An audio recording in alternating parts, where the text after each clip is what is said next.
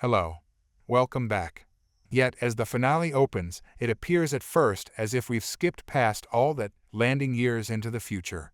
Blackthorne has become old and frail, but is also, based on his surroundings, quite wealthy. He lives in a fine English house surrounded by mementos of his time in Japan. Grandchildren run about and talk about his deeds, but they also talk about him as if he's not there, apart from asking about his time with the savages. And indeed, he seems barely present. But he's with it enough to hold a precious reminder of the past, Mariko's cross. Coupled with his grandson's question, this appears to send Blackthorne's mind back to the past. It's not a happy memory.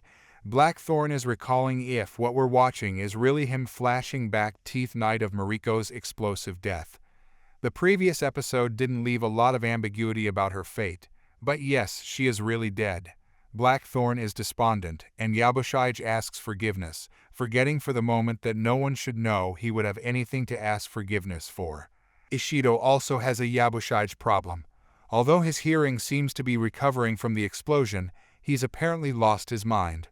Haunted by Mariko's death, he works himself into a frenzy, looking for imaginary catfish as Ishido talks to him, ordering him back to Izu and to Toranaga. But if Ishido is hoping to have a man inside his enemy's camp, Yabushige is no longer that man. This is his Lady Macbeth moment, and the guilt that haunts him will follow wherever he goes.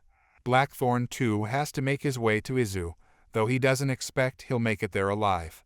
Told he can return to Yabushige's ship, he's escorted through the woods by Father Martin, anticipating he'll be ambushed and killed along the way. He's not right, but he's not exactly wrong either.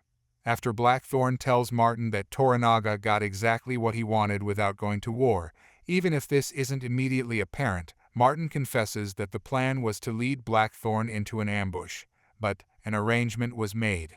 As he boards, Martin tells him he promised Mariko he'd spare Blackthorne's life. Only later will Blackthorne understand the full scope of the deal that's kept him safe. Toranaga wastes no time once Yabushige is brought before him.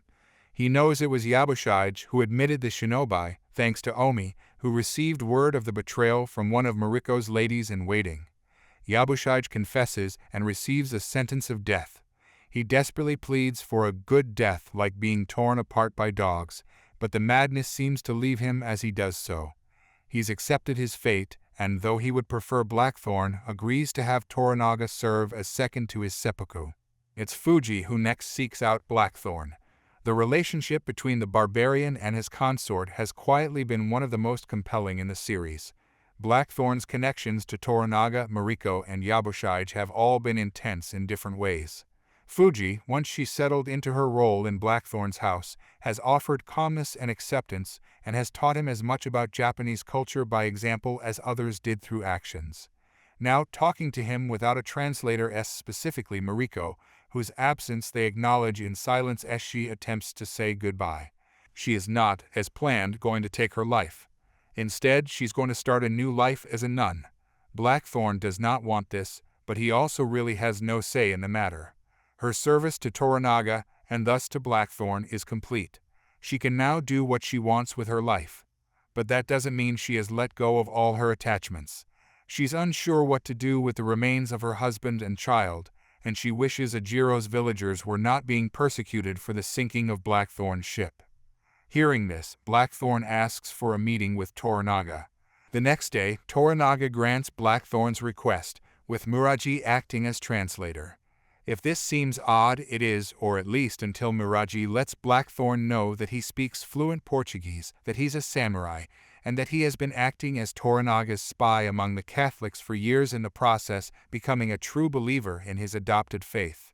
Blackthorne apologizes in the best Japanese he can muster for his recent behavior and asks that Ajiro be spared.